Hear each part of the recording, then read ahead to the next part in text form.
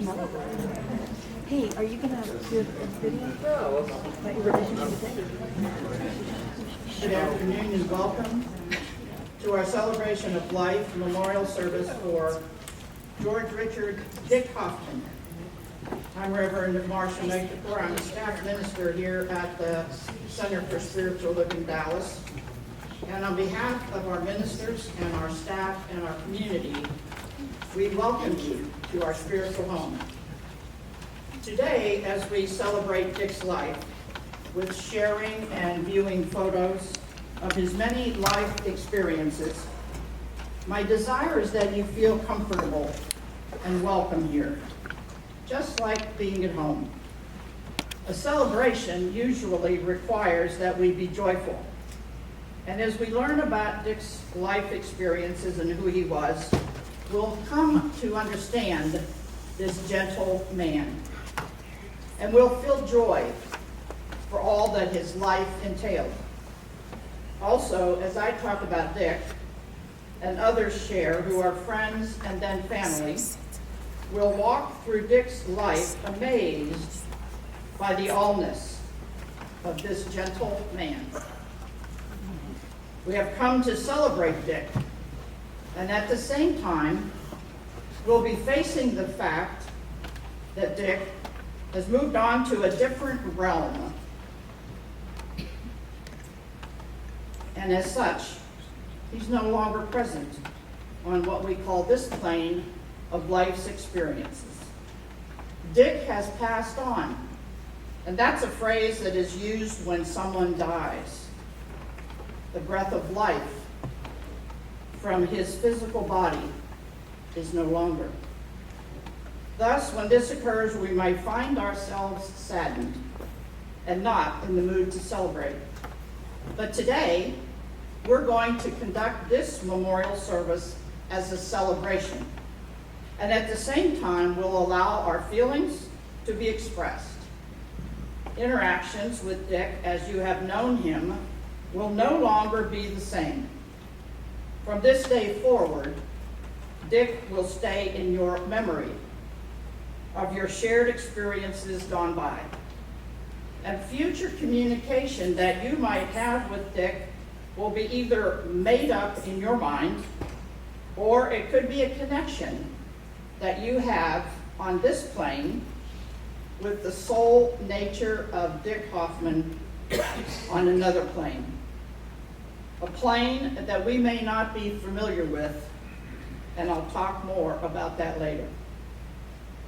So we get it. This is a celebration. And at the same time, it's okay to feel sad as you celebrate Dick's life expressions gone by. Now, to truly begin this celebration of life, I'd like to begin with a prayer and then a reading. So if you will please join me in prayer, and if it's comfortable for you to close your eyes and maybe see Dick's face as you're remembering him in your days gone by as I pray. Infinite source of all life, we celebrate today the life of Dick Hoffman. As we know that the creative expression that manifested everything into being is creating this celebration today, we stay open as we listen to the stories and the interactions that took place with Dick. It is today that we've come together to honor and express what we know of the life that was lived as Dick. His life was fully lived, and although he had other things to accomplish, he will be remembered as he lived, quietly, supporting the people in his life. We're grateful that Dick's life was lived with intention. We're grateful we're given the opportunity to come together in celebration and to say goodbye to the physical presence, knowing that the infinite source that created all life supports us in our hour of grieving and remembering. So going forward, we ask for love to be expressed here today. for words of gratitude to be shared, and for the joy of living to be realized as we say, "Thank you, Dick, for being in our lives and making a difference in the world, just for being the person that you have been."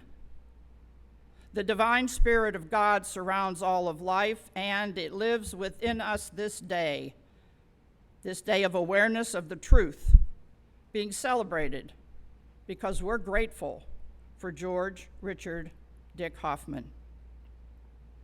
So we release this prayer, knowing today as we proceed we are guided, guarded, and protected by the infinite creative expression that created all that is and that will always be. So we release in gratitude, and so it is. Amen. I said I wanted to read something, and this is really a very special reading that Ginny presented to me with the opportunity to use in this celebration. This is one of the, I guess I would call it, well, I wouldn't call it a poem because usually I think poems rhyme. This one doesn't, but it has definite meaning for sure. And I want you to remember that this was written in 1965, and we are in the year 2021. Now, over time, Dick received many awards for his writings, and this is one of them, and it may have been the first writing to be given an award. So let me read first the wording that went with the award. This award was from the Freedom's Foundation at Valley Forge, Pennsylvania. The trustees and officers of the Freedom Foundation at Valley Forge announce with pleasure the selection of First Lieutenant George R. Hoffman, United States Army Reserve. This award given by the distinguished National and School Awards jury, and he is to receive a cash award and the George Washington Honor Medal Award for this writing. I call this I Am an American. The title on it, if you see it in Pankey Hall, is We Are All Guardians. And the ending of this award says, given for an outstanding accomplishment in helping to achieve a better understanding of the American way of life. We are all guardians. Consider the fragile birth of America. Somehow, finally, there arose at the same moment in history enough men of talent and humanity who would successfully pledge their lives, their fortunes, and their sacred honor to establish something new under the sun, a nation of free men. Today, that nation of free men is more influential in human affairs than any nation has ever been. Was there divine intervention in man's struggle? We may think so, and we may become complacent, believing that America's destiny is overseen by God or guaranteed by fate. And in the relative peace, comfort, and security of today, we are slow to get excited about words like freedom and liberty. We treat them like old family heirlooms, too ostentatious for display. And so now, stored away in the attics of our hearts, vaguely we remember that our ancestors said they were expensive. Complacency is catching.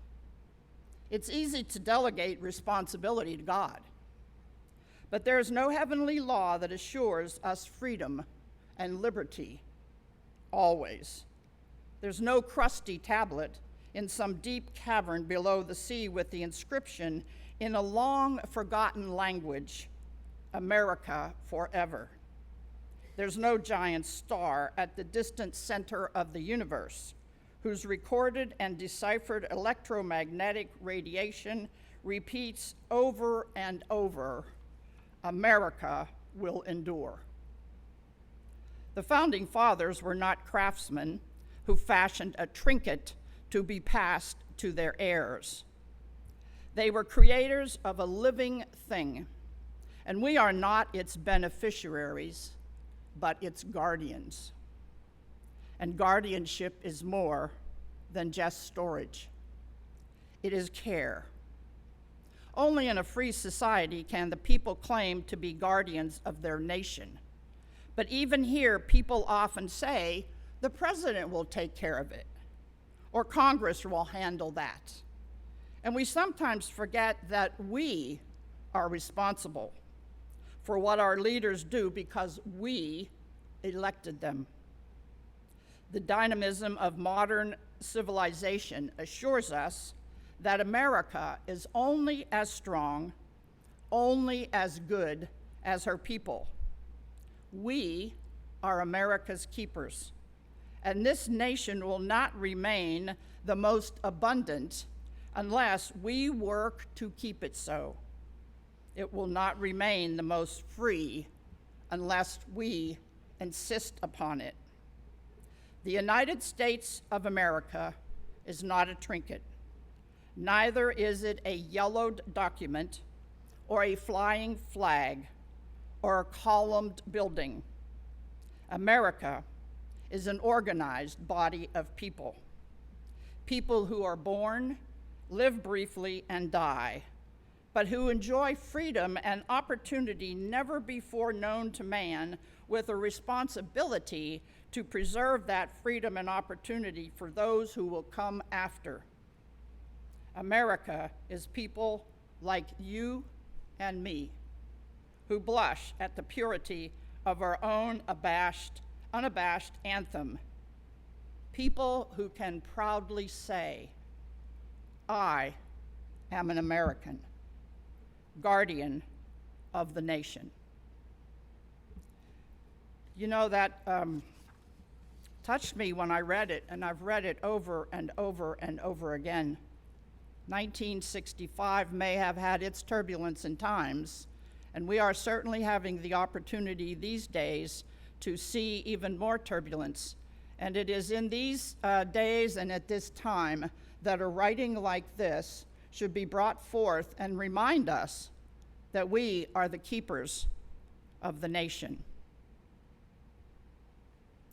George Richard Dick Hoffman was born in Ardmore, Oklahoma on January 23rd, 1941. He was a beloved husband, a caring father, a grandfather, an uncle, and a loving friend. And he peacefully left this world on May 22nd, 2021, at the young age of 80 years of age. Dick was the fourth child of 5 born to George Vester Hoffman and Thelma Marie Butler. Dick's older brother, Dan, was 11 years his senior. He also had an older, very beloved sister, Vestar. His last older sibling was Doris, who was like a wandering soul, a hippie of her times. And finally, he had one younger sister, Nancy. Very shortly after Dick was born, his father packed up the family and moved to Pleasant Grove, Texas, which is near Mesquite. Dick's father was a baker, and when Dick was 16, his father had a heart attack and could no longer work as a baker. For some reason, George and Thelma moved their family to California, where George eventually got a job as a janitor. Because Dick was embarrassed by his father's job, Dick left California after 1 year and moved to Austin to live with his sister Vester and her husband Harold, where he graduated from high school. Dick then went on to attend Texas A&M, where he graduated with a degree in English in 1963. He was a member of the Corps of Cadets with 24 other cadets who called themselves the B-2 Buzzards. Maybe Don Henderson will be able to tell us more about that when he comes up. Dick remained friends with these cadets until they graduated, when they were separated as they all were deployed. One of these cadets, as I just mentioned, his good friend, Don Henderson's here with us today. and later Dawn will tell us some things about his experiences with Dick. One thing I do know is that Dick remained an avid Aggies football fan all his life. It's okay if you want to cheer right now. Dick was a captain in the U.S. Army and was stationed in New Jersey before serving an additional 3 years in Frankfurt, Germany. As Ginny has written in the program about Dick, he was extraordinary in many ways. Courageous, kind, patient, compassionate, selfless, and a gentle soul who loved unconditionally. People loved him for his surprising sense of humor. One of the things that I learned about Dick was how he loved his children. When Dick was still in college, he met his first wife, Sharon, through his sister, Nancy. She had a child, Tammy, and Dick adopted her immediately, and she became his own. No different from the additional 2 children who would be the love of Dick's life. Tom, who was born in 1963, the same year that Dick graduated Texas A&M. And then 2 years later, Teresa was born. During Dick's 4 years in active duty, the family lived in New Jersey and then Germany before finally settling, I believe, in Dallas. Unfortunately, after 12 years, Dick became the sole parent. Dick became divorced, and under certain circumstances, he became the sole parent to Tammy, Tom, and Teresa. At this time, they were 13, 11, and 10. And Dick raised them by himself. Both Tom and Teresa are here with us today. In a bit, they'll tell us more about their gentle, loving dad. However, I can say one thing that Ginny shared with me, and that was that Dick was a great listener, and listening to his children was always something he could be counted on to be available for. He'd listen, they'd talk, and then he would give them his wise advice as a mentor instead of a parent, a true gift for a father. By the time Tom became a single, wait, I said Tom. By the time Dick became a single parent, he was well established in his real estate appraiser business. He ran his own business as a real estate appraiser for 40 years, achieving the highest residential designation of senior residential appraiser. I believe we have someone here from each of the major experiences of Dick's life to share with us. I know we do have a few men from the CSL Dallas Men's Circle that Dick was a member of, and they will also share with us. Dick had also been a member of the DFW Writers Workshop and Addison Book Discussion Group. He was also an enthusiastic pickleball player. Dick's true passion after his children was writing. And being that Dick was a quiet man, you could learn more about him from the things that he wrote. His passion for writing ignited his desire to be a published author, which was an important objective in his life. Dick's published books on Amazon include the novels, The Belinda Triangle, The Protege, and 2 poetic short story books entitled Self-Conflicted and Self-Inflicted. He has several unpublished books, and Ginny is making it her life's work to publish them posthumously. Some of his published works are going to be available in Pankey Hall. I believe I saw them over there earlier. And they will be for sale, and Ginny has generously said she's going to donate the proceeds to CSL Dallas. Ginny met Dick in 1981 or 1982. We went back and forth on that date at a landmark education workshop. They became friends. His children were out of the house, and Dick was now involved with activities at Landmark. Ginny said she took lots of classes working on herself, and through all of them, Dick was always a good listener. not judging what she was sharing, but listening and being available to chat if she wanted to discuss what was going on with her. Ginny said it was through her realization of Dick's unconditional attention to listen without judgment that she fell more in love with him. She said she knew and realized that he really cared for her and that he loved her. And through that, their friendship grew, and Ginny became more dependent upon Dick's friendship and his closeness. They went from being friends to good friends and to ultimately being married. But not before Ginny had him come live with her to test the waters. Maybe that's what that was about. That was in 1983, and I'm happy to say in 1984 they were officially married. Dick and Ginny's marriage was about fulfilling shared commitments in life. Dick included these in the wedding invitation. In part, the invitation read, "To love and beauty, and truth and goodness, ending hunger and crime, and poverty and war, to the well-being of future generations, to commitments yet to be created, and to the possibility of being human." I don't know about you, if I had read those requirements in my wedding invitation, I might have thought secondly about it.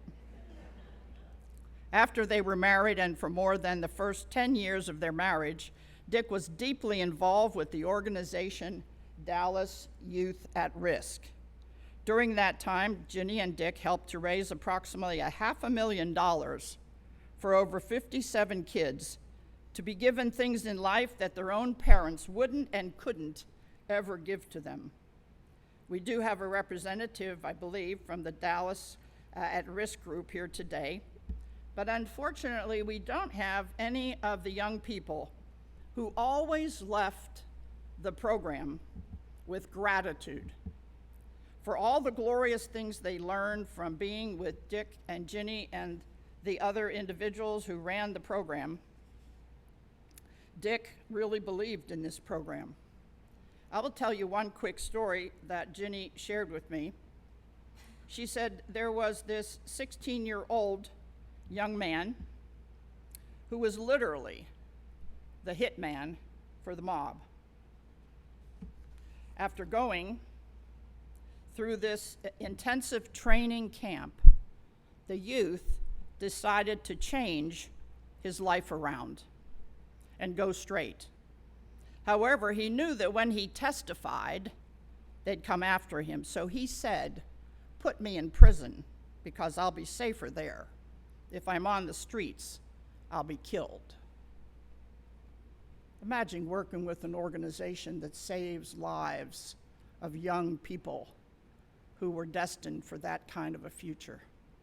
Truly remarkable. There are so many more stories and experiences that could be shared about Dick and Ginny's marriage, but all I'm going to say is that Dick was a quiet man.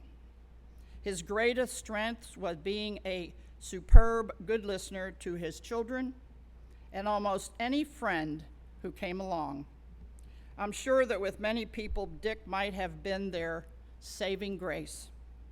Ginny said he could see and he knew things about people intuitively, and that they were better off after they spent any amount of time with Dick. Ginny also shared with me that some of the most precious and informative moments that they had together were at the kitchen table with people who are so involved and wanting to be of service in so many ways. They lead busy lives and they capture moments together, sometimes in the most interesting of ways, at the kitchen table. One last thing before we see a video presentation is that not only did Dick love to do his own writing, he was called upon by some famous operatic people to support in their writing of manuscripts. Dick helped Marjorie Clive, a famous Dallas opera singer, with the Dallas Opera, and to rearrange her script on the life of Marian Anderson, called Deep River. Ms. Anderson was a world-famous Black opera singer and the first Black woman to sing at the New York Metropolitan Opera. Dick met and helped these two renowned theater people. Now we're going to take about 10 minutes and watch a video presentation that Ginny has put together that will give us more insight into the life of Dick Hoffman. And after that, we'll have some sharing from some friends and then family. So sit back, relax, and enjoy the presentation. Ryan, when you're ready.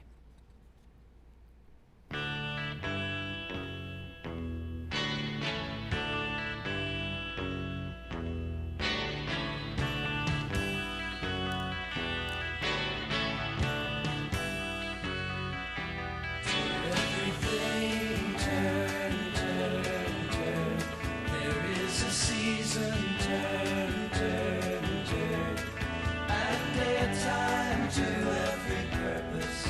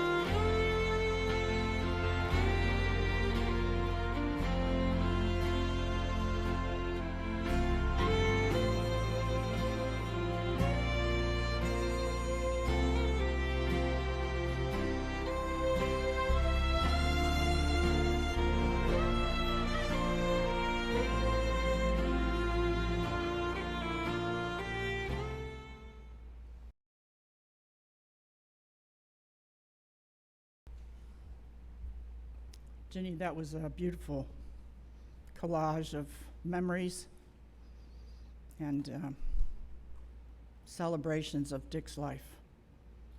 That we thank you for that. At this time, I'd like to open up the floor and invite about 4 people up who've been designated. The first I'd like to invite up is a gentleman by the name of Don Henderson, who went to Texas A&M with Dick. And when I first talked with Don, I found out that he was a retired minister, similar to myself. However, here I stand, and there he sits. So afterwards, I'm going to sit in Pankey Hall and ask him the secret of how to be fully retired. So Don, why don't you come forward and tell us some things about your experiences with Dick. Well, I feel like I've been to a concert. I wanted you to know that I fell in my house a few days ago, walking on some Mexican tile, and fell straight down, going to get some ice cream at 10 o'clock at night. And by looking at some of you guys, you've done the same thing. But I tripped on the bottom of my pajamas and fell down and got a crack in one of the bones. But the neat thing about wearing a sling is it gives you a place to carry your notes. And so thank you, Jenny and family, for inviting me to be a part, and for that beautiful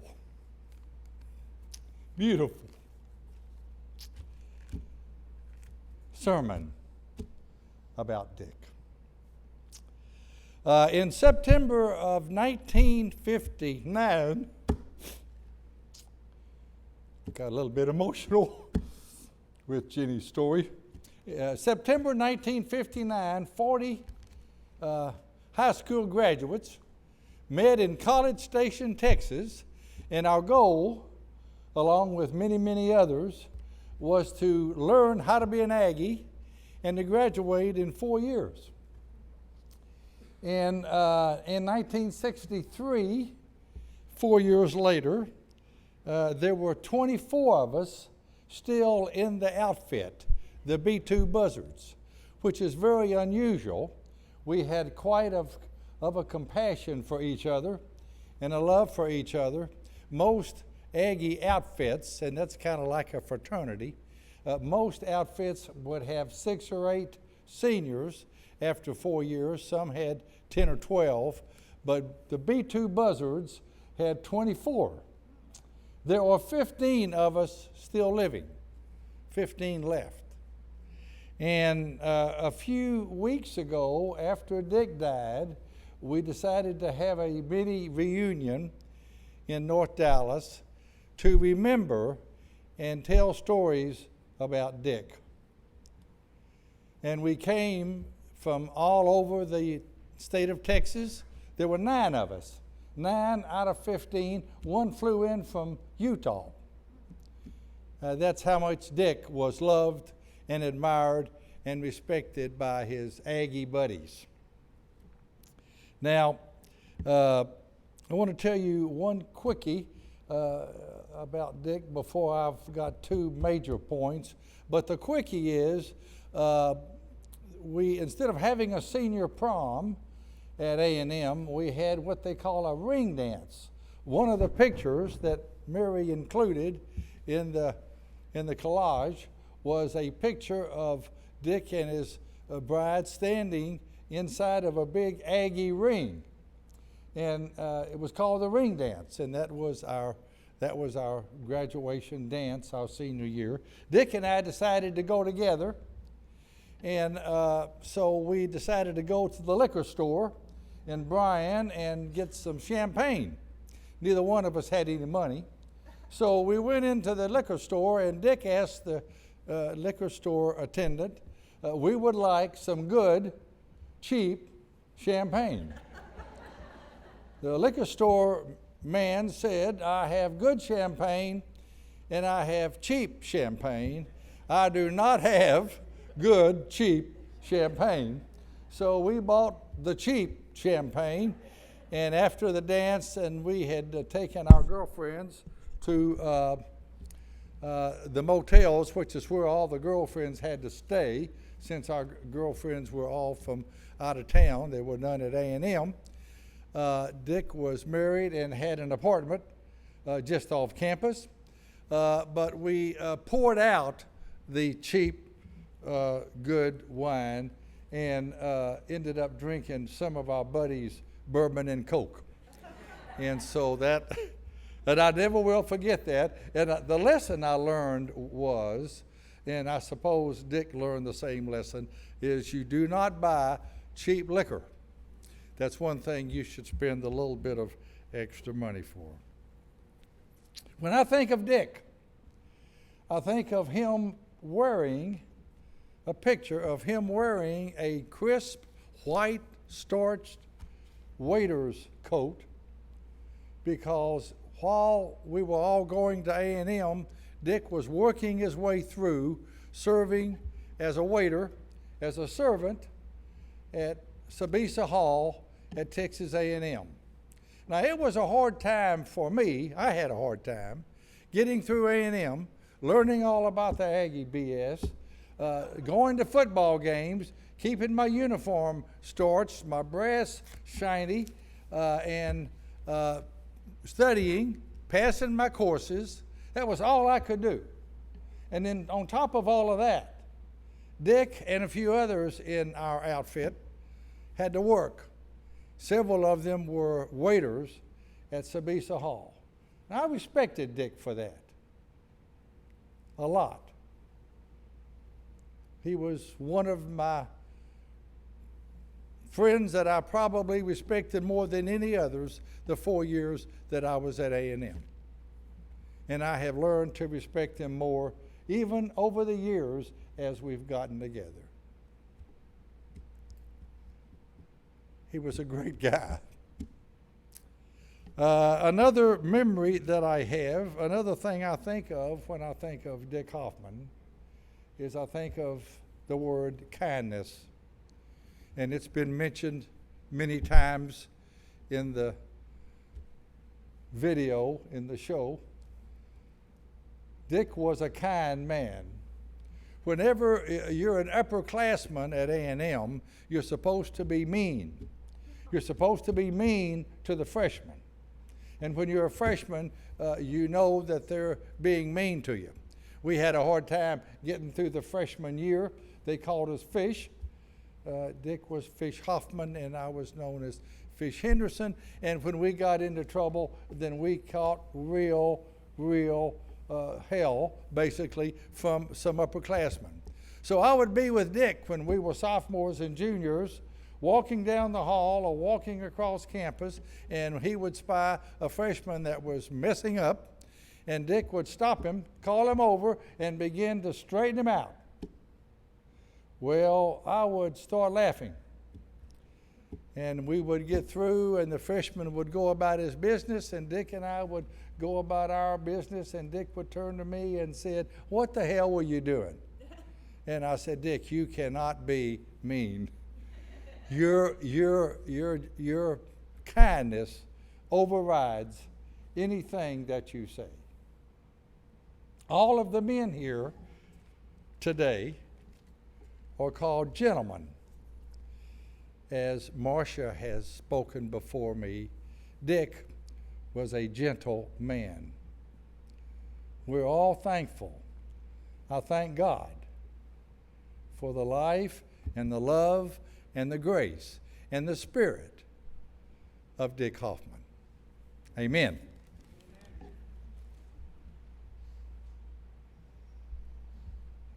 I'm sure he could go on and on and on. The next person that I have on the list here was someone who was one of Dick's best friends and helped to get him enrolled in Landmark Education. So not having met this person is Clyde Rupert here. I have to put my glasses down to see further. Okay, he's making his way around there. And having the same gray hair that he has, it may be a bit before he gets here. It's all good, Clyde. You're so welcome. The Olympics are going on, but we don't need to worry about them. There you go.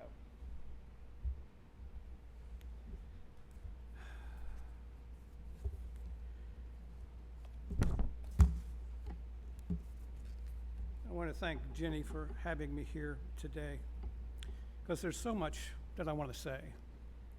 Dick Hoffman was a friend of mine.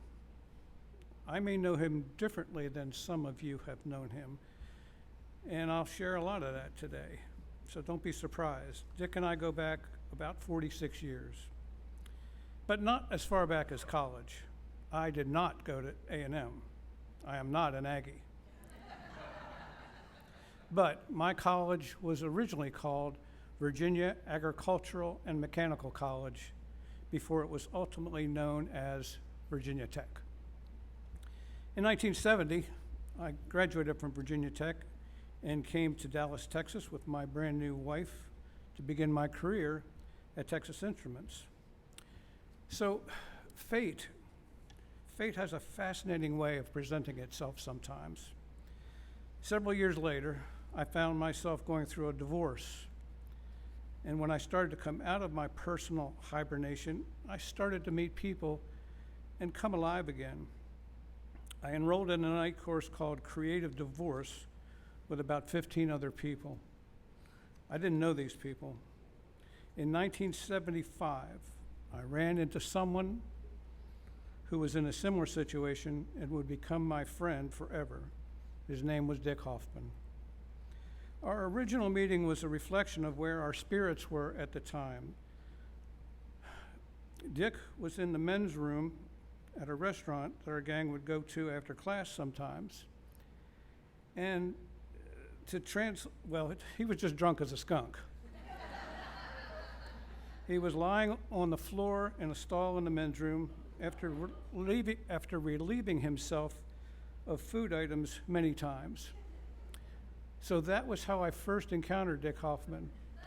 But moments later, I opened the door, picked him up, and he politely introduced himself. That was the other side of Dick as well, being polite. So Dick and I found ourselves at the same parties over the next year or two, and ultimately I got married again for the second time.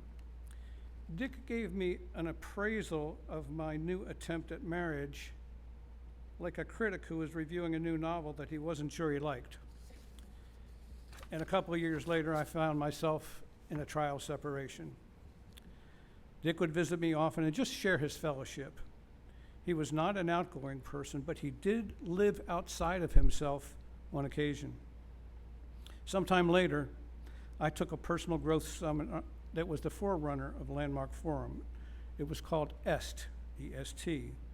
It was revolutionary in that it made you ask questions about who you were and what could you do for mankind.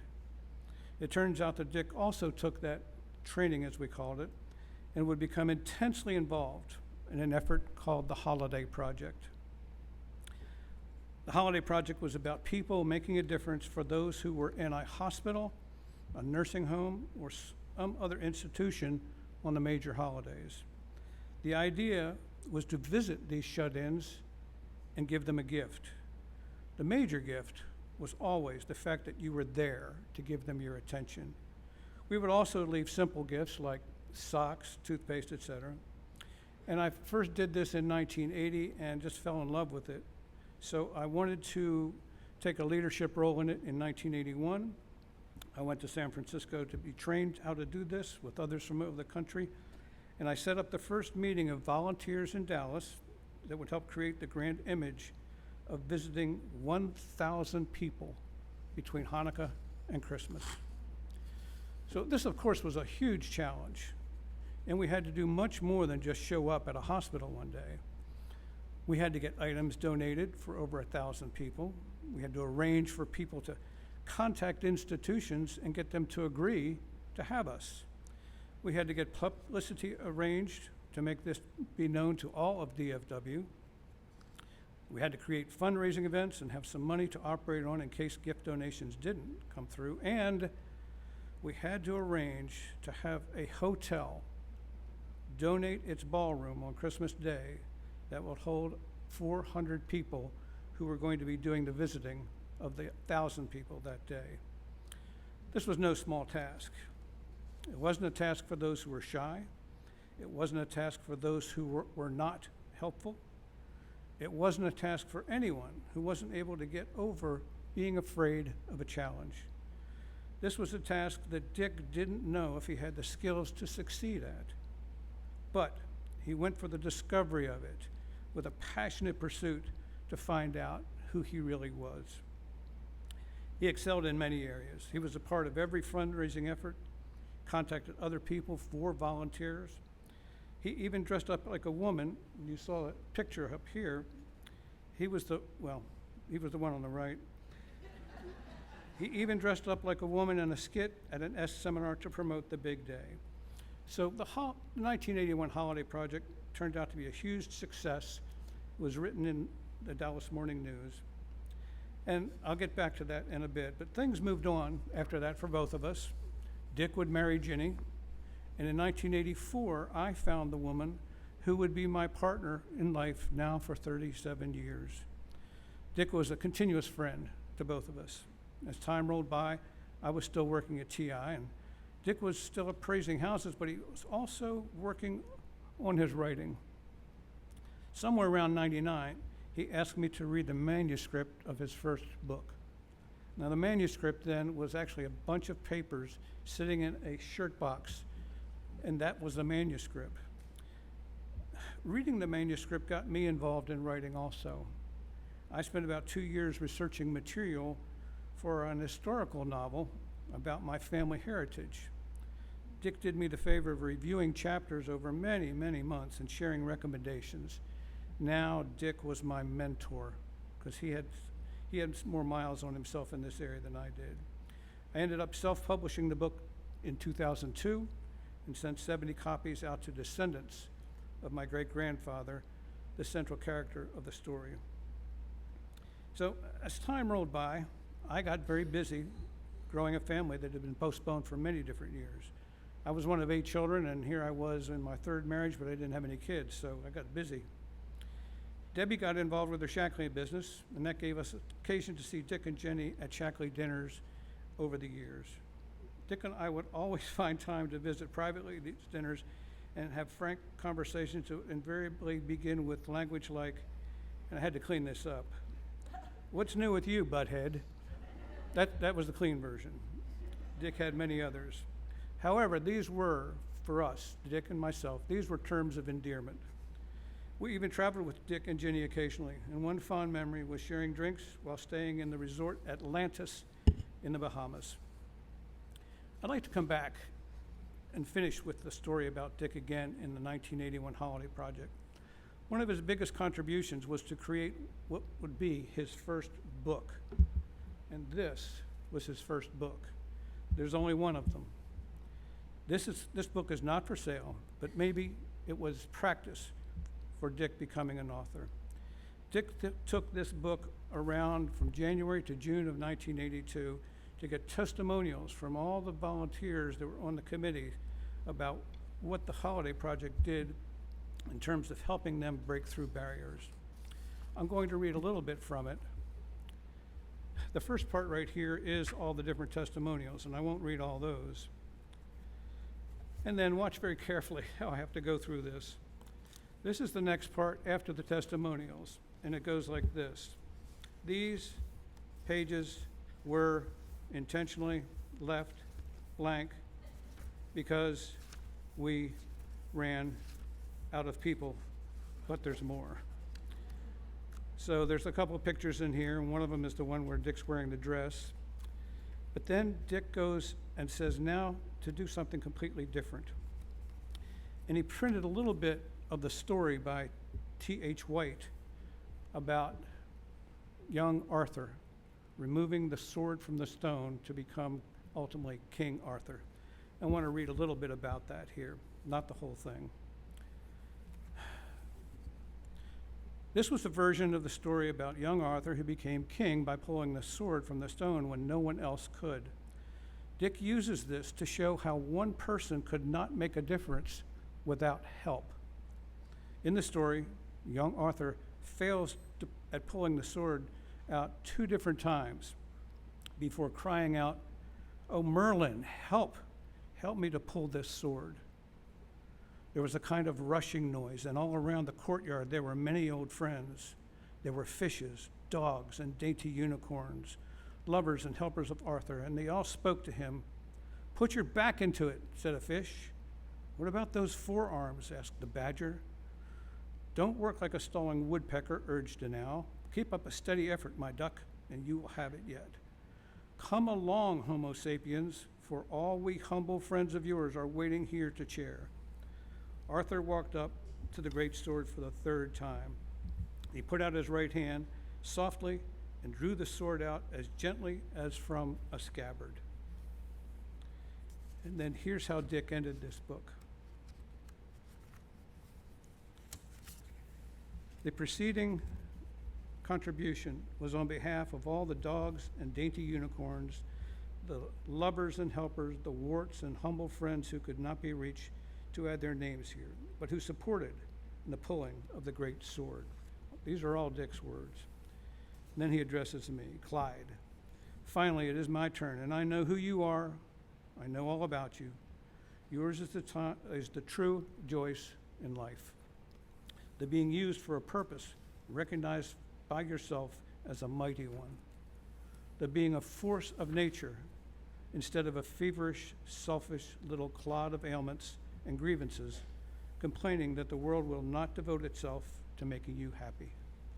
You are of the opinion that your life belongs to the whole community, and as long as you live, it is your privilege to do for it whatever you can. You want to be thoroughly used up when you die, for the harder you work, the more you live. You rejoice in life for its own sake. Life is no brief candle to you. It is sort of a splendid torch, which you've got a hold of just for the moment, and you want to make it burn as brightly as possible before handing it on to future generations. From George Bernard Shaw, as paraphrased by Dick Hoffman, July 8th, 1982. Dick believed that this book, especially the writings near the end, was a testimonial to me.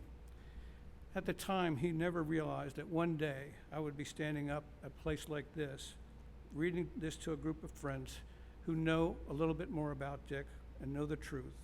This is a testimonial to our friend, our beloved Dick Hoffman. Thank you.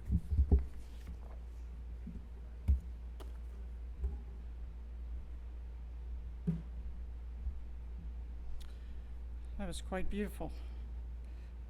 The next person who is going to come up and speak is from the Dallas Youth at Risk group, and that's Mary Sue Foster.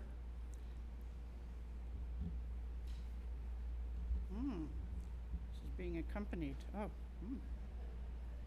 guess not. She followed you. I thought she was coming up here too. No. I'm gonna I am Mary Sue. I am not an Aggie either. These are my notes. I have a long memory of Dick, but I'm only going to speak for a couple of minutes. Jenny, I really want to thank you for whatever you had to do with putting the slideshow together. I had forgotten that I had so many contact points with Dick over the 40 years that I have known him. I think that Dick was in my S training in March of 1981, if not something around that time that I met him. And I, too, am an alumni of the Holiday Project, and costume parties and car washes to raise money. And although I didn't know all the inside things that Clyde knew, it was quite an experience. But this is what I want to say about Dick, that he was always there.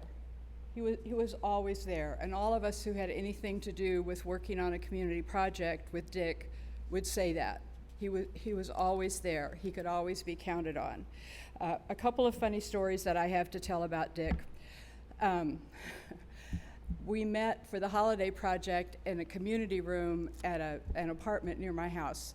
And one night, Dick and Clyde screwed up all their courage and came over to ask me how my first husband could possibly have divorced me.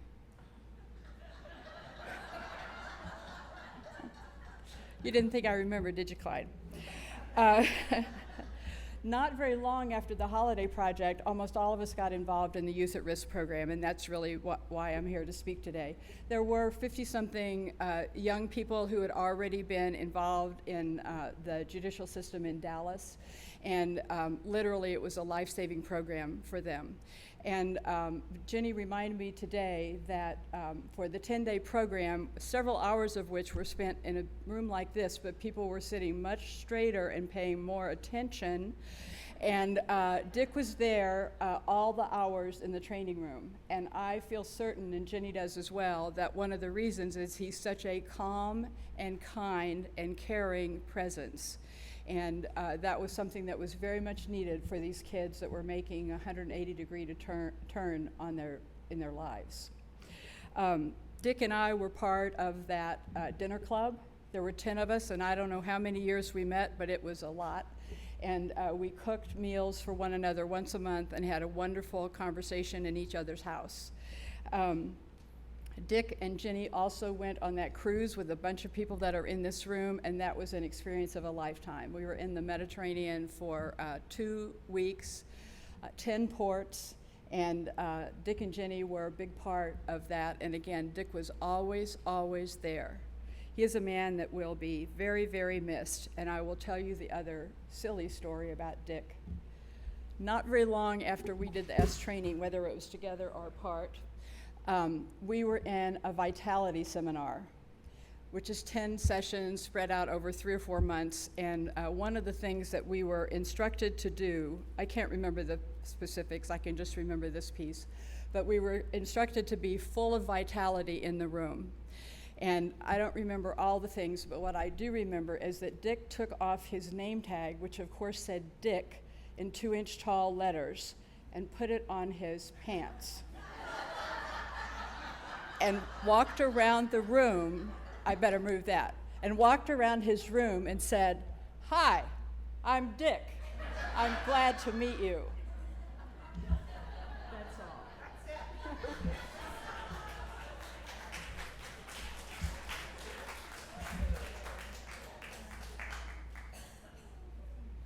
Okay, let's see how we can follow that.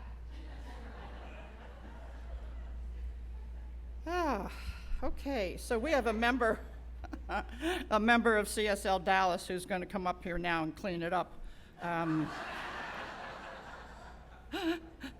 You know, it's always nice to be a quiet person and make an impact on people. So I admire Dick for his ability to do that, you know, a very introverted sense of humor. So I will ask Carl Hunt to come up, who's a friend and a member of the Dallas, CSL Dallas Men's Circle, of which Dick was a part.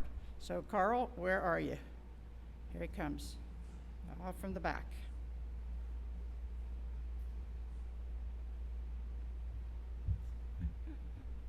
Thank you, Marsha.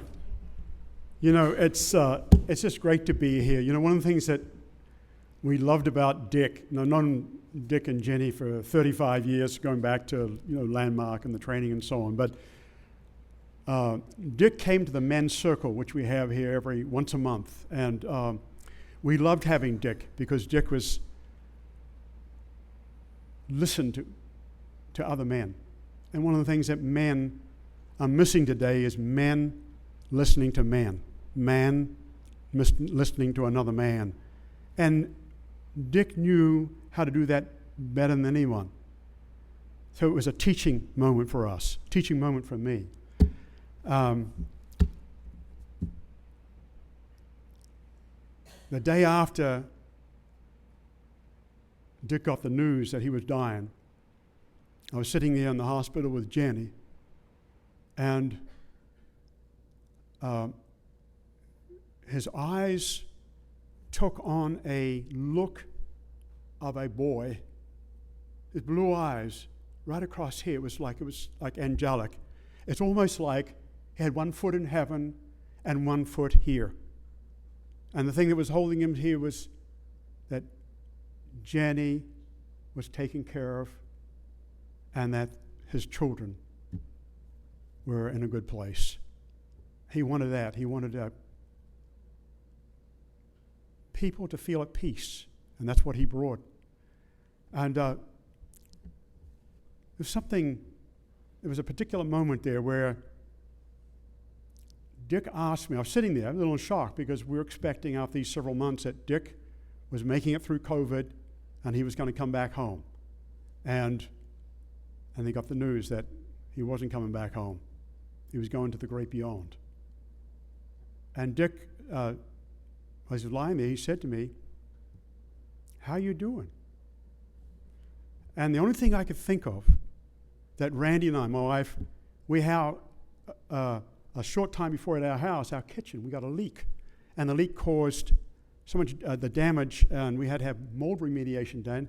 And I was telling him they had to rip out the whole sink and everything else like that. And when I was telling him this, Dick was just lying back, and he was just enjoying the whole thing. He was like, big grin on his face. Yeah. Like, we're talking about a freaking leak, like on my end. Like, wow, that's a real problem. And I don't know what Dick was thinking. Maybe Dick was thinking, well, I guess I won't have that problem where I'm going. I was thinking, a thought came to me, I just closed, that if a Dick was here right now and he was going to say something to us, he would say, don't sweat the small stuff. It's going to be all right. It's all coming to an end for all of you. And it's going to be okay, because where I am is in a good place. And he wants Jenny to know that he loves her, and his children know that he loves them very much. And you'll be there on the other side waiting when you come, when it's your time. Thank you.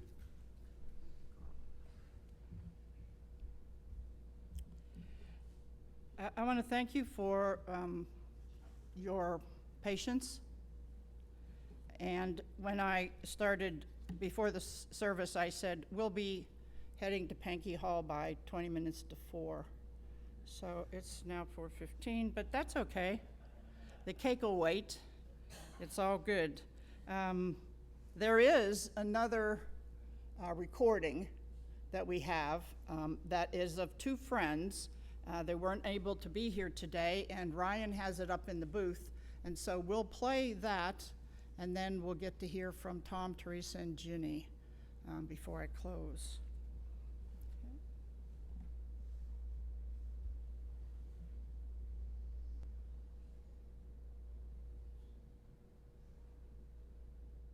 Our relationship with Dick and Ginny spans over 30 years. When Dick turned 50, he celebrated at a place called Nothing But Net. I remember an elevator up 10 stories to an outdoor platform, a harness attached to a boom, one quick release catch holding me from my belly area. The boom rotates away from the platform, and there you are, suspended 10 stories up in open air, face up. This is when my mind went absolutely crazy.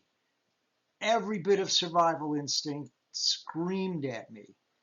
The catch release, and I free fell backwards, 7 stories to a net at the 3rd floor. Back on the ground, I am literally shaking when a smiling Dick Hoffman walks up, drinking a Red Bull and making sure I'm okay. Want to go again, he asked.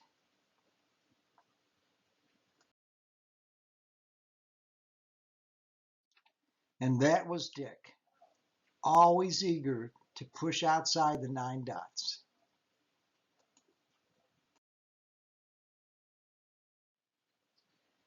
Every year, we all did goal boards together.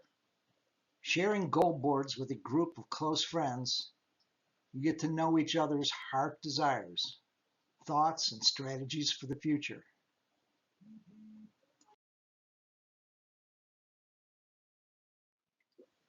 We all knew that Ginny was the center of his universe, and everything in the future was about their lives together.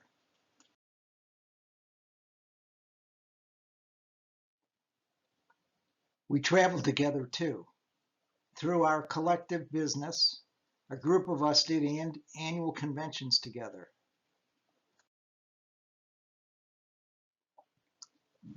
Dick was a player and a thinker. He always added thoughtful, constructive insights to the discussion of whatever changes and new developments. He was a strong player on our team.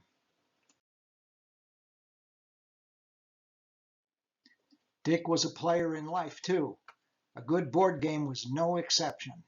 In fact, he even explored the idea of creating a board game to teach the Shackley business plan.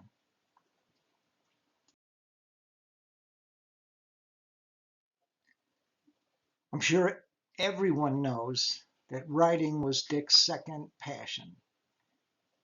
He participated in writing skill groups, and I think he has 9 published books. I say writing was Dick's second passion because he never left any doubt that Jenny was his first passion. In every goal board and every other discussion of the future, their future together was the center of Dick's focus.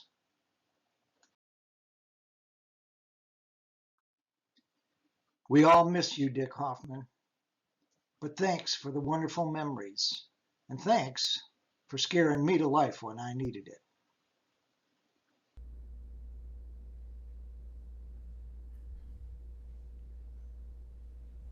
And we thank that couple for sending along that video. I always think that in a memorial service where we're celebrating the life of a person whose life really made an impact to others, it's very important to meet the family, because you can tell the worth and the value of the individual who raised this family by how they show. I've met Tom and Teresa just yesterday.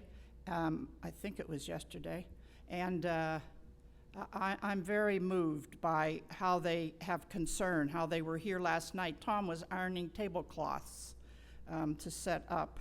So very, very caring and wanting to make sure that things were set up. Teresa was doing the same thing at times, setting up the tables. So I just got a true understanding that they were truly raised with value. So Tom and Teresa, if you'd please honor us by coming up here and saying a few things about your gentle dad, I'd appreciate that.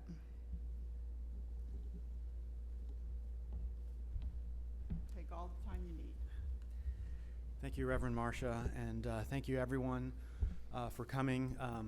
If Dad were here, he would say, Tom, keep it brief. And so I'll do that.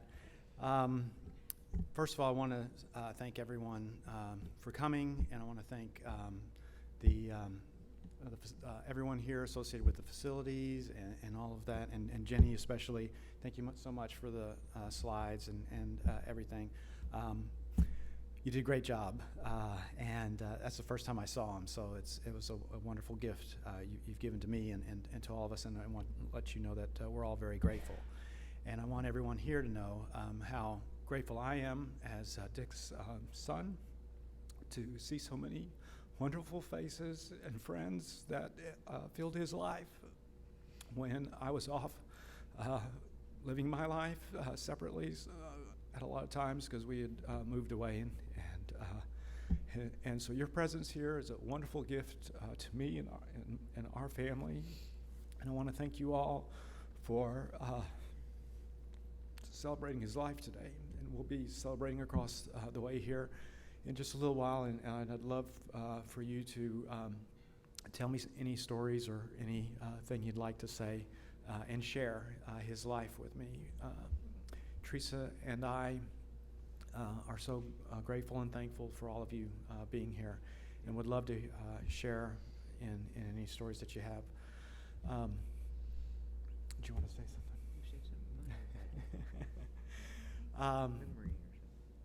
Teresa's saying, say something funny about Dad. And so I think what comes to mind is Dad was his love of writing and being an English major from Texas A&M I've had my English corrected my entire life. And so, and Clyde, reading from some of his writings and things, I think if he were here today, he'd have a few edits about, or more like suggestions, being such a kind and loving and gentle man that he is and was. And those edits would be that you've got the sentiment right and the kindness and all of that right. There are a few details and specifics that may have not been accurate, and they're not important. And so he wouldn't mention them, although I have his mind's eye. I noticed them, and it's not important. And now I'll turn it over to my sister, who is not 2 years younger, but 1 year younger than me. Oh, wait. Thank you all for coming. It warms my heart to see this many people. I didn't, I knew he reached out to people, and he was my hero. He always was my hero. I didn't know how much he was my hero until I saw him in the hospital. But his memory is always, to me, has always been, kind, giving, always lending an ear. And he taught, of course, he was our dad. He taught us everything we know. You remember that time, Tommy, we were out trying to learn how to swim, and Dad taught us? He would teach us how to swim, by picking you up and throwing you out in the deep end. And just kind of, go ahead, swim, just swim to me, and you'd be like, but we learned. It was tough. I always thought Dad was a little tough, but looking back, he wasn't all that tough, really. Just seemed like it at the time, growing up. Another thing he used to tell me was, close your mouth. You're going to catch a fly. Eat your vegetables. And one of his, I've never heard my dad have to apologize to anybody. Never had to, because he was always precise and correct and thought about his words before he'd say anything. So, he didn't have to. And I just, I miss him, and thanks for having me, and y'all have a good evening. Thank you. Can you come out this way?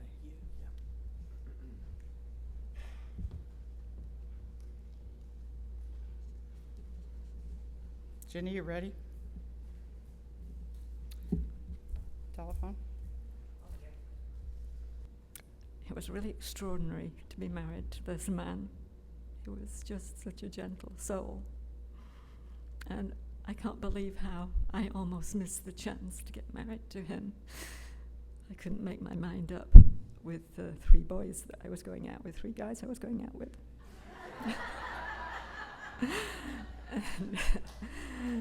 And the second, they were both coming out of divorces. So I got rid of one and said, go settle it, you're still seeing your wife. Second one, he ended up killing himself, shot himself, and Dick was there for me. For 5 months, he was with me while I grieved through that process. And at the end of those 5 months, he said, I'd like you to marry me. And I said, well, we'll check it out for 90 days, okay? You come live with me. And 5 years later, I'm still doing the same thing. And I thought, I've got something wrong here. My foot's stuck to the floor, and I have no idea why. So I decided I'm going to take the forum again. And I came out of the forum on that Monday, and I was in the bank line, and I had an epiphany of when I was 3. My mother was dragging me through the solicitor's office trying to get a divorce, and she couldn't. And about a year later, she went crazy, and she was in and out of insane asylums most of my life. And I saw that, I said, Dick, I shared that with him. I said, I've made it up that if I get married, I'm going to get trapped, and then I'm going to go crazy, and you're going to lock me up. I said, so what I'd like to know is, are you willing to give me a divorce if I ever want one? And he said, sure, if you don't love me, go ahead. I said, okay, we can get married then. That was the best decision I ever made. It's really funny. I feel like my love for him has grown more and more over the years as I've gotten to know him, because it's kind of hard to get to know Dick, even when you're married to him. So, but he's what I call my rock. I always have felt held and supported physically and psychologically, because he was so great at being the person that put you in front. You know that song that we heard when we got married on there about "You Are My Hero"? That song, you should look to the lyrics and listen to the lyrics, because that just epitomizes what I feel for my husband. And this is going to be hard, because I had a recording, because I knew I was going to be crying probably at the end of the year, but I had the incredible gift of having poems written for me over the years. And I want to read the poem that he gave to me the first Valentine's Day after we got married. I think he waited until he was had me on the hook before he gave me the poems. But I'll try to do justice to this. It's I've lost my recording, so here we go. If I were really a poet, or could really write a poem, or better yet, a song, I would write one that explains why the tears are gathering in my eyes and filling my nose now as I think about you, and what a gap there is between what I feel for you and what I'm able to express, or make you feel, or at least have you get a sense of, like the kind of the knot in my throat that I can't swallow when I look at you and see who you are behind those eyes that send music to my eyes, beyond those lips that nurture my lips, beneath that skin that tells me at a touch why God gave me hands, or how sometimes I can't look at you at all because who you are is blinding like sunlight off gold, and dumbfounding like the truth is dumbfounding, or how I watch for you when you are gone and I am home, watch for your car in the street, watch for your headlights at night, and then when you come to pretend, and then when you come in, pretend that I'm busy with work, too busy to watch for anyone, too busy with my own life, as if I had a life of my own, which I suppose I do, except that my life is the life that you gave me, the life you are in me, so that my life is yours. And I suppose I could say that your life is mine, except that yours is only mine because mine is yours. But I'm not really a poet, and I can't really write a poem, much less a song that is worthy of who you are.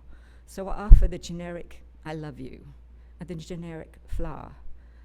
I must live with the sting, and I must live with the sting of the tears in my eyes, and the embarrassment of tears from my nose, and the pain that comes with trying to swallow the knot in my throat, trying to swallow the knot of having to let you think that my love for you is only a generic love. It's hard to think how you can have these kind of poems sent to you. It's just amazing. I love him. Thank you. Oh, big thing, sorry. That's okay. We've got a bunch of stuff in that Banky Hall of his writings. So there's lots of writings. There are books there. There'll be a donation to CSL if you want to buy one. But I want you to get a sense of, please take the time to read some of his work. He is a most amazing writer, you can hardly believe. And one of his passions, he wanted people to read his work.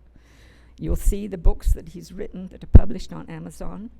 The Belinda Triangle is $3.99. His other books are only 99 cents.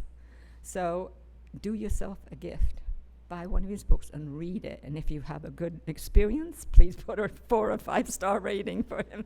We'll be coming out with 4 more books. He's finished, but he hasn't been published yet. 4 more. We'll look forward to those 4 more books. So we are coming toward the end of our service. And today, as we have come together to celebrate the life and the expression of Dick, we're also reminded of our own thoughts of death. What does it mean to die? What are we left with as someone that we love leaves us for an unknown destination?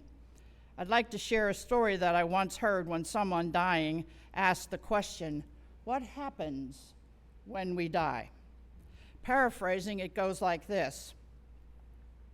The response was, picture a child safe and warm in the womb of its mother, protected from all of life's challenges, struggling to stay safe and sound and surrounded in that loving shelter of its mother. But soon it realizes it must burst forth into the expression of life. Something is pushing it to go forward. And as it does, it comes to see that life brings great joy, along with times of sadness. It finds itself met by such loving and caring people who nurture it and support it as it develops. The child begins to realize that there is much to love and many ways to express itself. As it grows from infancy through childhood into the teen years, then adulthood, and finally into old age. Along with the way it has gained much wisdom and knowledge and contributes much to its self-expression and involves itself with so many others who also felt the same way when released into life. And then the time comes to move beyond this expression that we call life, and once again the challenge is faced of not wanting to go or leave that which it has come to know as the comfort of its self-expression, where it has felt loved and given love in return. But finally it does come to realize that the suit that it wears no longer serves it, that it has been outgrown, and now it is time to leave the suit behind and move into another realm of self-expression. So could we believe that the Creator, who has evolved us into one change after another of self-expression, would not continue to have us express and evolve more dynamically than has already been expressed? Could we believe that would all just end at this point? Rather, we can believe that there is a continuation of our expression beyond our wildest imagination.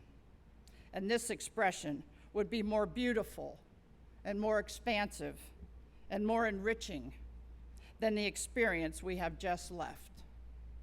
So I'm thinking that Dick is on this journey.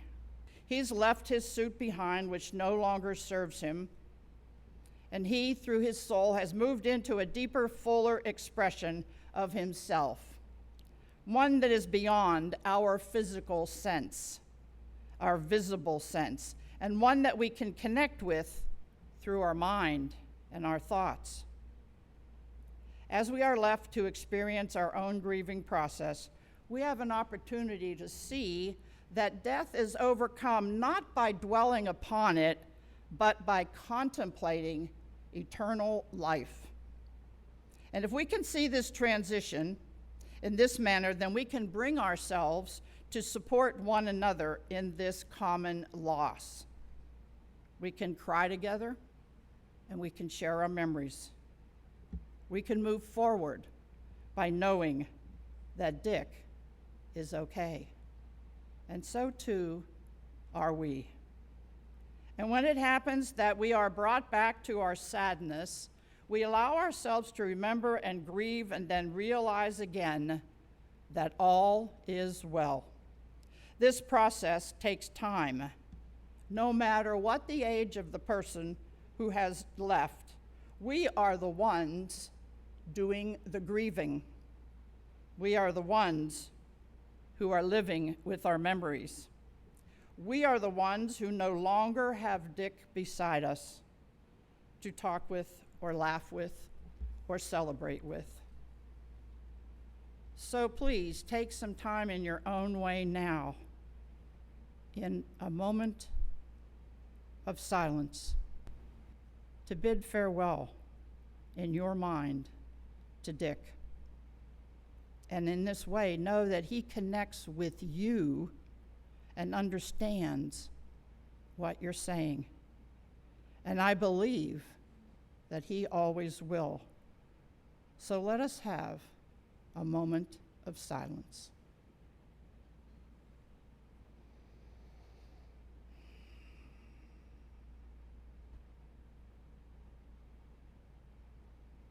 as I continue to close this service with a prayer. I ask you to please stay seated until I usher Jenny, Tom, and Teresa out of the sanctuary over to Pankey Hall, where a reception is set up for your pleasure.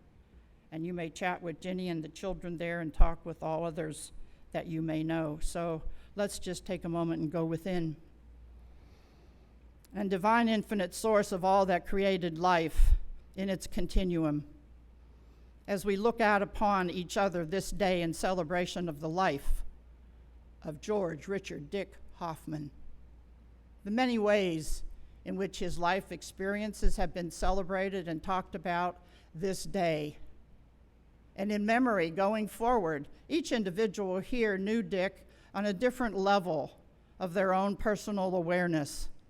And there may be a time in a garden or walking on a street or driving in a car where they may be reminded of their time with Dick. Say hello. Ask how he's going about his business, what's he up to, and share what's going on with you. For I believe that the veil between this life and the next, or in whatever it is that we are to transfer into, is thin. We have the capacity to communicate on all levels. And so I give thanks this day for this celebration, for this coming together for Dick Hoffman. And know that as we leave this place, we are blessed, for we are the blessings that have been created into this universe to do good, to be responsible, to be guardians of this nation, to serve as the Americans that we all are. And in gratitude for Dick and the many blessings that he brought into our lives, we say thank you, Dick, and we bid you farewell. Thank you for being a part of our life, knowing that all is well, and we go forward in memory of this magnificent individual, this gentle man, the lover of humanity. And so I call this time together that we have celebrated good and so very good, and I release it, I let it go. And it is our normal manner to say together, and so it is. Amen.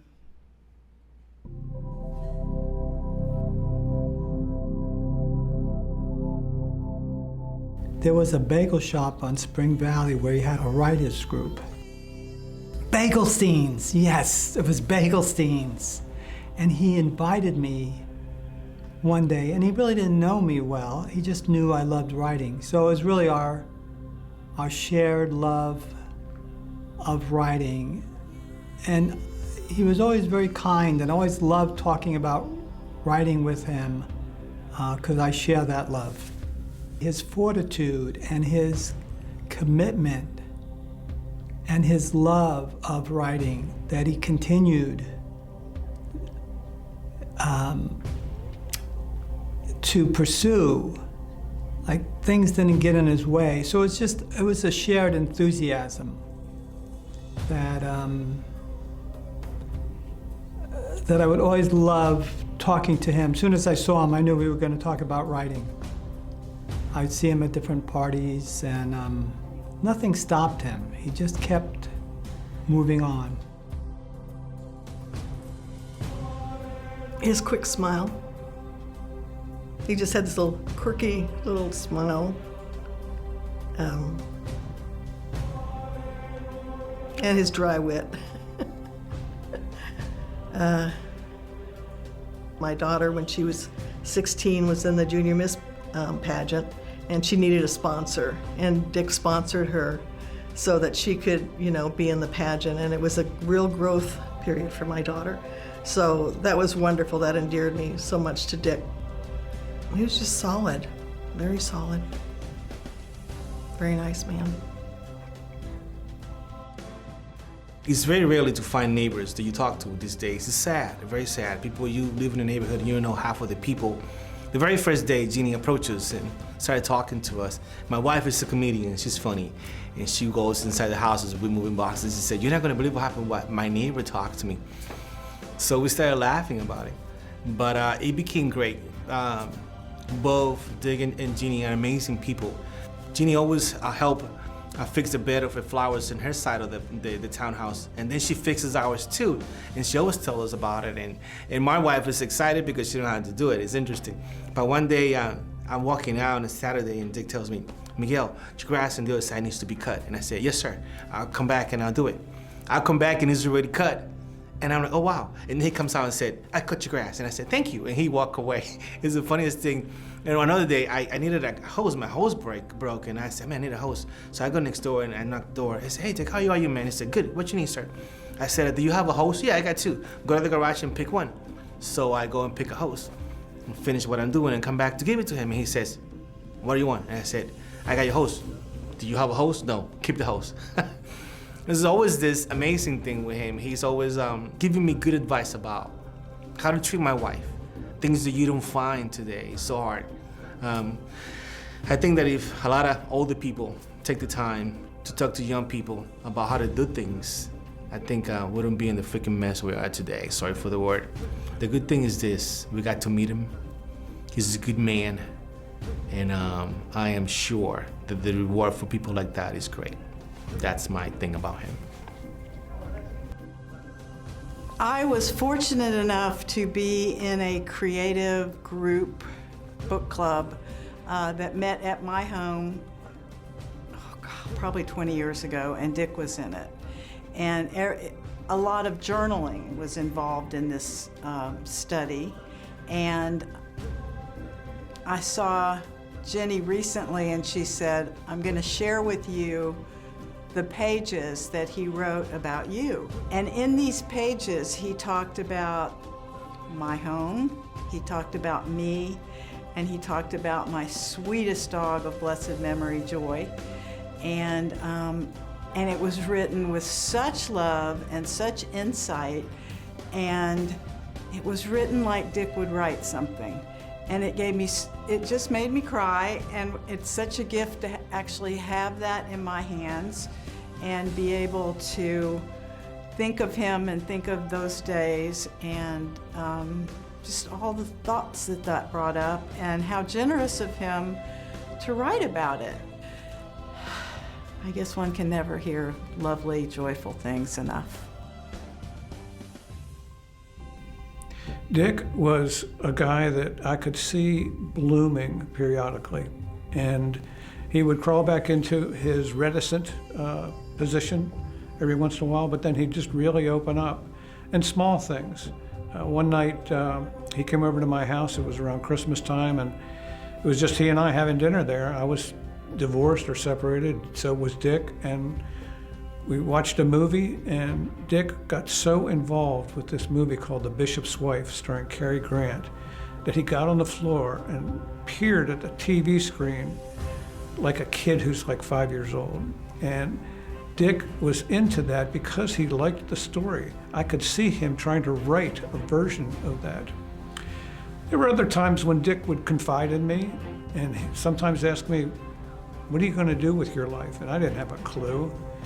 And you may recall this, Mark, but after one of the days of preparation for the big fundraising event at the Richardson Civic Center, that's where Mary Sue came dressed as a big tomato,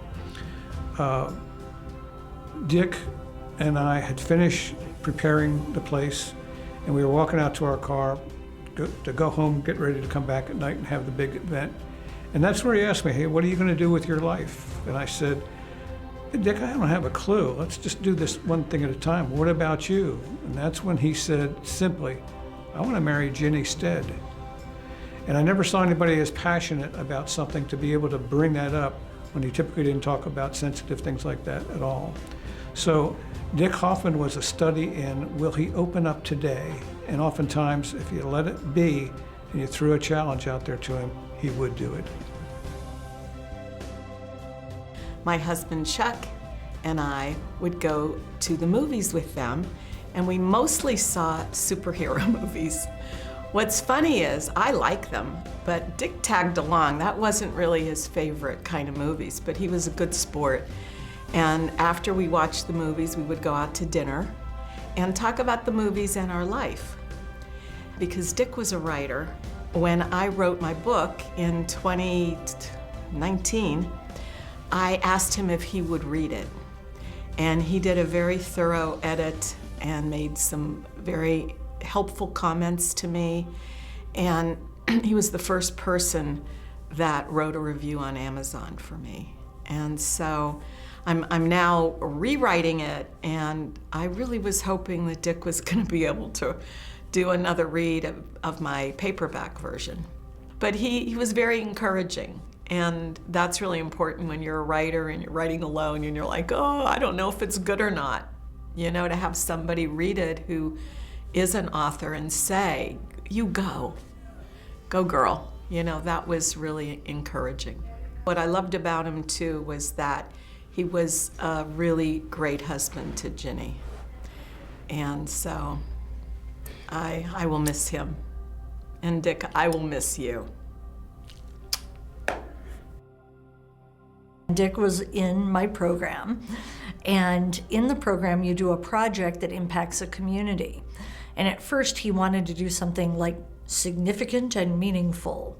And then he came up with the idea to take 50 people over 50 bungee jumping. The day of the project, I went out to it, and it was cold and it was really windy, so you couldn't do bungee jumping. So instead, we did this gravity drop. And basically what it was is they suspend you upside down 7 stories above a net, and then they drop you, right? And the only reason that I did the gravity drop was that I was the program leader and I couldn't possibly wuss out. But Dick had a great time, and he just had the time of his life, and it was awesome. You know, I turned 50 quite a while after that, and I'm like, yeah, that's when you start bungee jumping. I'm scared of heights. And I'm a bricklayer, so I union bricklayer, so I had to get up there and do it all the time anyway. And I'm still scared of heights today, but Dick was so funny. He said, you can do this, just fall, just jump and fall, And so I did it, and it was so much fun, I did it again. It was something I didn't think I could do. So it all started with Dick, and that was for you, Dick. And I just wanted to come to say thank you, Jenny, and thank you, Dick, and I love you guys. He was what everybody said he was. He was such an attentive, active listener. He had a wry sense of humor. Who I knew him to be was the platform, the rock from which you, Ginny, just kind of a force of nature, spring forth from. So I asked Mary Kay if she wanted to come. Yes, and I said, well, I didn't really know him, but I know Ginny, and it was wonderful to hear who Dick was.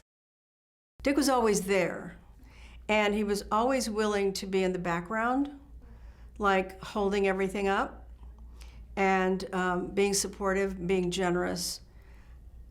His caring kindness always came through, and that smile that we saw so many times today is very typical of what he looked like, because he was just a happy person.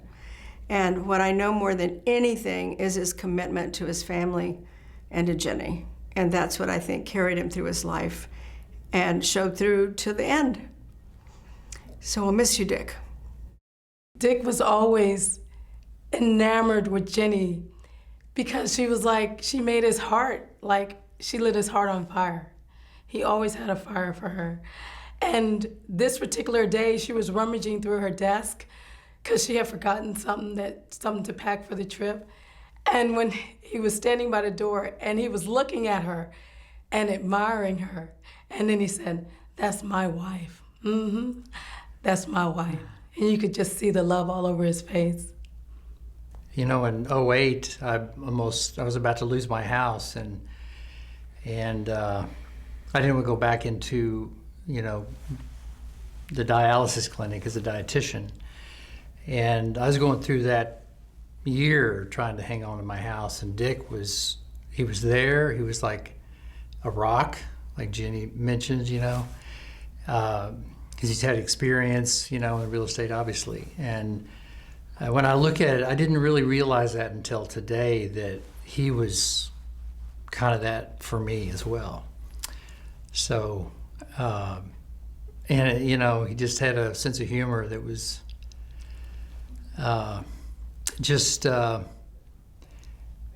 it was so subtle that you just lightened up being around him, you know. So, yeah.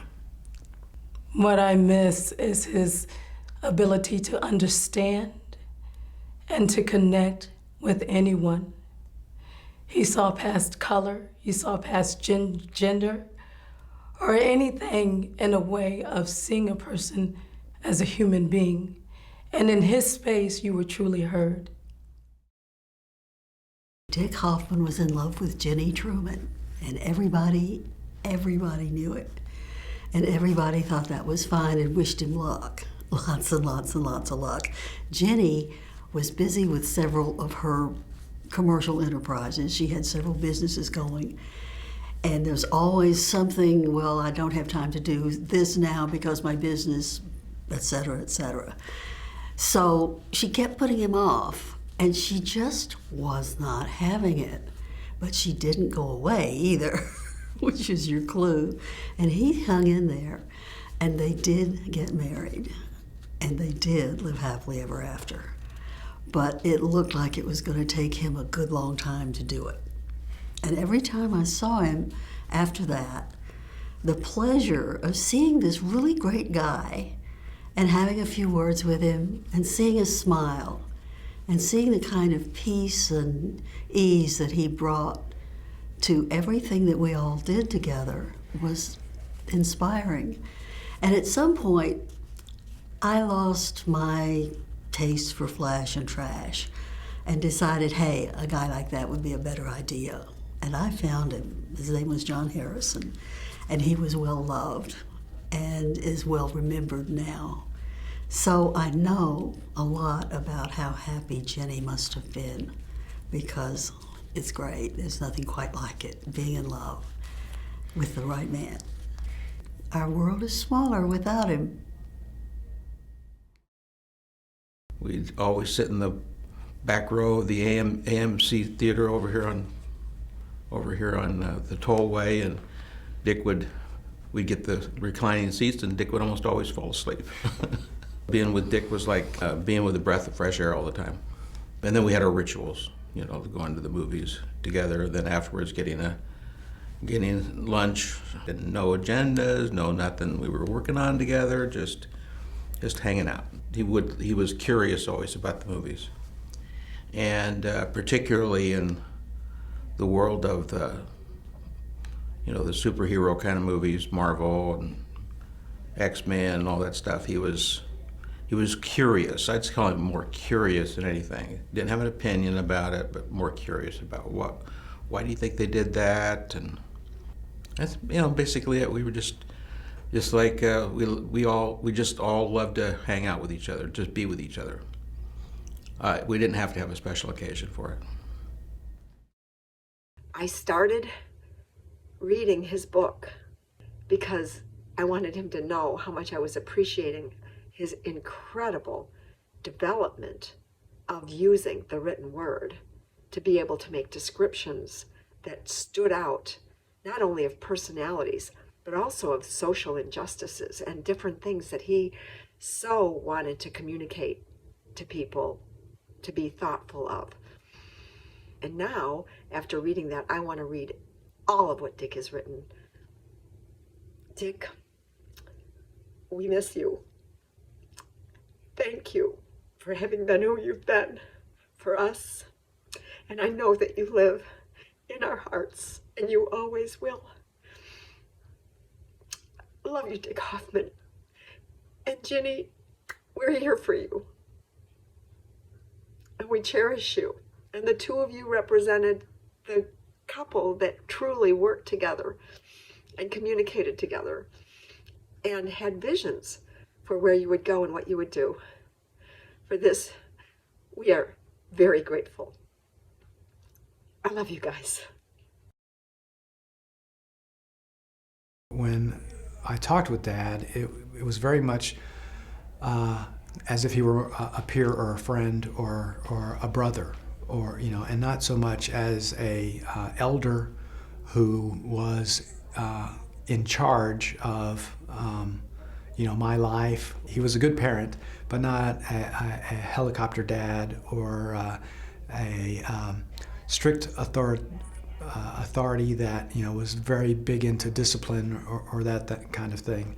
I remember when Mom and Dad were still married, that your mom would say, well, just wait till your dad comes home. And that put fear in me until Dad came home, and then he was like, yeah, I guess I'm supposed to do that sort of thing. And so it was, I'd come to find out that, that wasn't a threat to me when Mom would try to use that, wait till your dad comes home. And I learned to be a gentleman from him, the way he treated my mom. Even after their divorce, Mom would say things, and then, and I'd listen to her, and I was, in the middle. And I would talk to Dad, and I'd say, Mom said, or I'd ask, what did he think? And he would say, your mom is your mother, and you should respect her, and, she's gonna, and her feelings are valid. And what she's saying, she believes, and you should understand that. My entire life has been so open to women and to understanding and being like my dad. That's what's true about my dad. What do you think you may miss the most about him? Is his smile, his genuine, kind smile that he had. The peace that he had with the world and himself.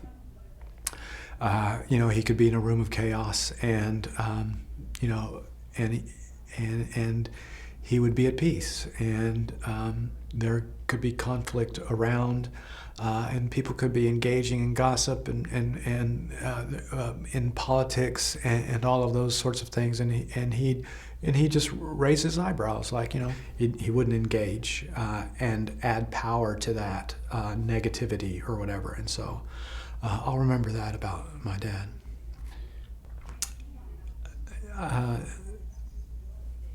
I want to say just how, actually I want to speak directly to Dad. And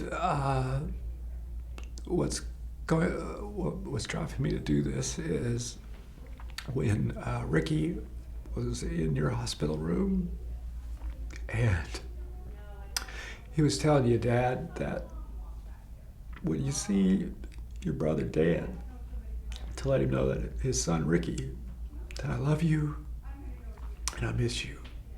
And I want you to know, Dad, I love you and I miss you.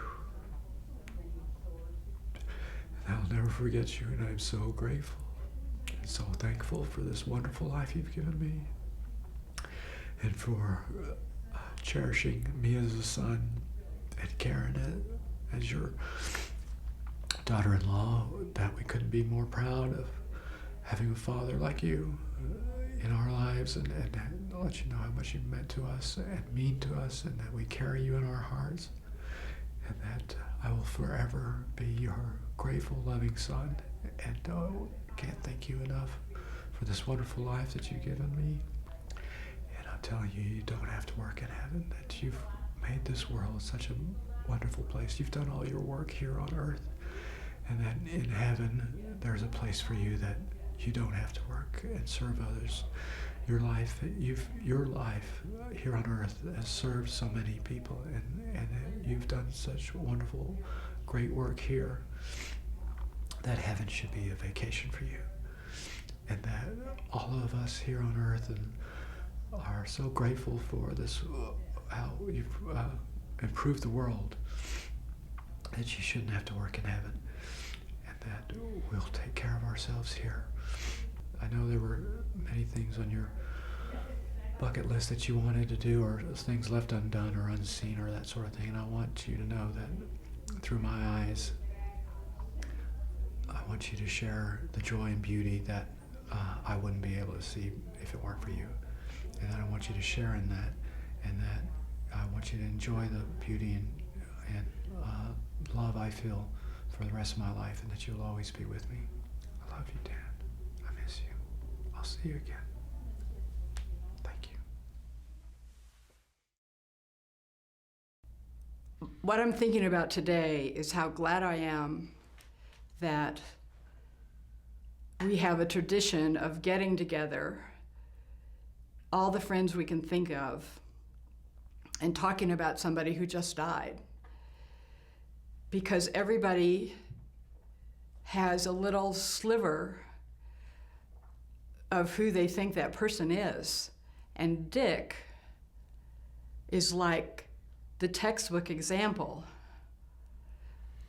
of having a lot of friends, none of whom feel like they really knew him well. And everybody had like a little peek through a picket fence. That's what they had. And I had a little sliver also, not even a very big sliver, although I knew him for 40 years. He was a kind man and generous and really smart and ethical. I would give my life savings to Dick and have him call me once a year and tell me how it was going. I would really trust him. And man, I'm just really present to how fast life is. He was 80 years old, and he had all those circles of friends. Some of us knew several other circles.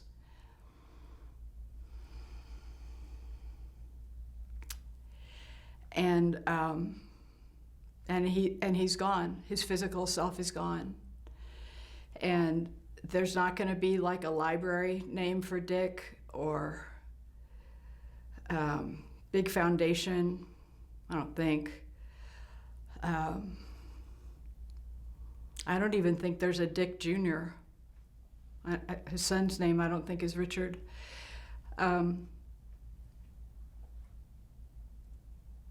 I guess I'm just really present to all of it. You know, here we are for a short period of time and we have some kind of interactions with somebody else and then we're gone. He was a good man. He was a good man. And he and Jenny had a really, really solid relationship. This isn't going to make it in the film, but remember how Richard told you that he wasn't going to come to your wedding because he would just be the guy standing in the back of the room? Do you remember that? Dick was the guy standing in the back of the room, except he was always, always there. He was standing in the back of the room. He showed up for meetings. He could be counted on to do whatever. He always answered questions honestly. And he was a good, solid, kind man. The world will miss Dick. We need more of that. The world will miss that. And apparently he was pretty good at pickleball. What will I miss about Dick? That he was the guy in the back of the room and you could always ask him to do something and he would do it. He wasn't a flashy guy, except when he did that silly thing with the name tag. That's the most animated I've ever seen him. Were you in the room when I told that story? No. Well, oh yeah, right. Yes. So I think you probably have like little snippets of, you know, who is the real Dick Hoffman? Definitely that. From everybody.